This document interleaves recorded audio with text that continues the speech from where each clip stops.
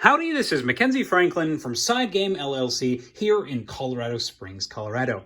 Today we're going to be taking a look at Dune Imperium, designed by Paul Dennen and published by Direwolf and Legendary. Now this is a fully sleeved copy of the game, but it does not include any of the additional components, such as the exclusive sleeves or the miniatures. Those will arrive later, and we'll do a reorganizing video when that comes out. But for right now, here's how to organize your base copy of Dune Imperium. So first off, let's go ahead and lift the lid off, and you'll see that we have a little lore book, as well as the rules, and then additional player aids. We're also going to have the game board underneath this. And then we have our 4 sections. Now, I really actually like the organizer that comes in this base game. I think it does a great job with allowing you to actually leave components out of bags, which is going to help the speed of setup time, which is fantastic. So let's go ahead and look at each different section. Let's start with the one up here. These are all the different character cards. Cool thing about this setup is you simply kind of push them and they'll be easy to pull out here. And these are going to have all your different characters with the player aids on the back. Super nice. The way that you do this is you simply stack them on top of containers. And that way there's a little space where they can push down and you could pull them up after that. Now these containers are really nice. You're going to need 3 of them for your different resources in the game. Now these are 10 for $1 at our local Dollar Tree. Have a link in the description below. These are super nice. They hold your 1s and your 5s. They're easy to determine which one's which because one is, 3 times as big as the other. But super nice. I really like these. You simply pop the top off, put the lid under, and it's ready to go. They're also going to fit nicely, 2 of them, into these large square sections here. So super cool. You're going to have the spice in one and then the Solari in the other. That's the upper right section. Let's go to the upper left. This one is going to have that last resource, your water. These only come in denominations of 1, but they're also going to contain all of your alliance markers, because you'll be using those every game, your first player marker, as well as the mentat. So since you're going to be bringing these out every game, you might as well go ahead and store these as well. And you're going to be dealing out 1 water to each player as starting resources. So these are a good place to put these additional tokens for setup as well. So those are all going to fit in here. In addition, you're going to have some of the player components in here as well.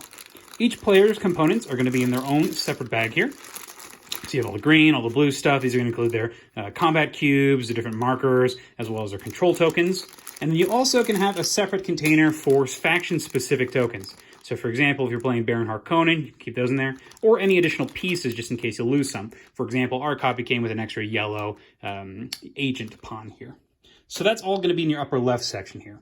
Next, down here, we've got 2 more additional player components. Now, the reason that they're in this one is just to help hold the cards up, keeps things nice and compact. Because then you've got the cards. So these are going to be all of your cards. Now, in particular, these are going to be the populated cards in the market that you're going to shuffle every time and set up to kind of set up that initial market that's going to be random that you're going to be buying from. So all of these will be shuffled every game. And so it's nice to have those in their own distinct section, knowing that, hey, these are the market cards. So it's all in that left section. And then this right section, you're going to see that we have 2 different sized cards. Now, sleeves for all these, I'll leave a link in the description for what I use. We have our conflict cards. You're going to have your basic 1, as well as your 2s, and then your 3s. So you'll look in the rules for how to choose those randomly for your setup. And then you'll have all the intrigue cards, which you'll shuffle. So you'll need to grab these pretty much every game. So that way you can randomize these, as well as shuffle those up and set them on the table as well. So pretty straightforward with those. And then under here, we have all of the market cards that you're going to be able to buy all the time. So the Spice Must Flows, as well as our Arrakis Liaisons, and then our fold spaces that you're going to get from the game, as well as your player components.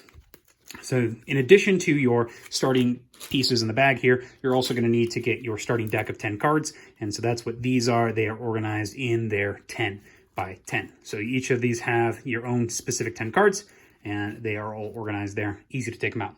In addition, you're also going to have all your solo components. So if you're deciding to play with the House of Gaul cards, you can play with those here.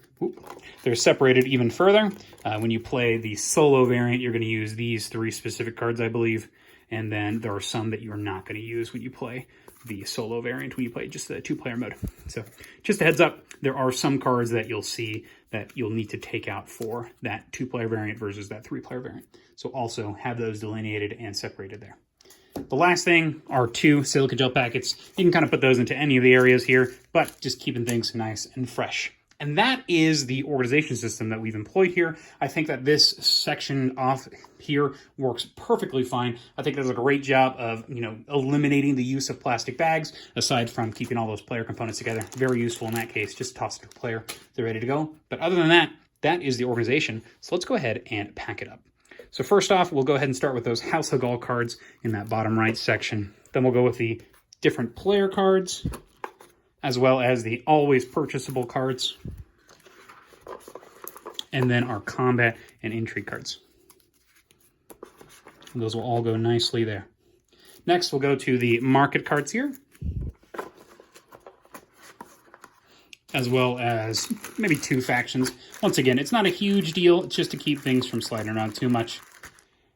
And then we'll put 2 of those resource containers at the upper right. And then we'll put all of our character cards there. Our last resource container, and then our remainder of our extra components and player components. We'll then put the game board on top, as well as the references, the rule books, the lore. Everything is going to go right on top there. And that is organizing Dune Imperium. If you have any questions about what you saw here, please let me know down in the comments below. How do you organize your copy of Dune Imperium? Do you agree with my choices? I'd love to know what you think. Are you excited for the upgrade pack? Are you getting it? I'd love to hear your thoughts in general about the game, and just if you found this video useful. Thank you so much for watching. Side Game Strong.